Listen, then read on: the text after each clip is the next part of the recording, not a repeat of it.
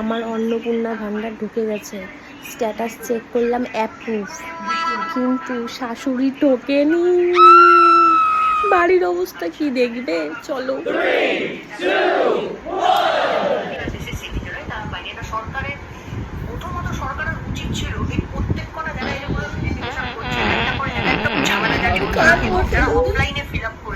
আমি কাঁদবো, মুখ্যমন্ত্রী দুঃখ হয়েছে তার জন্য। কি দুঃখ, আমার মেয়ে কাঁদছে। কি দুঃখ হলো, কি দুঃখ হলো? আমি টাকা ঢোকেনি। না, সবকিছু ঠিক দিছি, কেন ঢুকলো না আমার সাথে? কেন তাহলে এখন কি রিজেক্ট দেখাচ্ছে? কি করবা তাহলে তুমি এখন? আমি এখন যাব হচ্ছে বিডিও অফিস।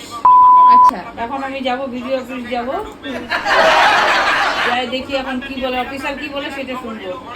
কেন আমাকে রিজেক্ট করা হলো সেটা আমি শুনবো। ভিডিও অফিসে যাবে কিন্তু। এই দেখ কুতু,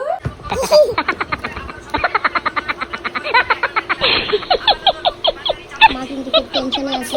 যদি জানা থাকে যে রিজেক্টেড ফর্ম কি করা যেতে পারে, আমাদেরকে একটু জানাও প্লিজ।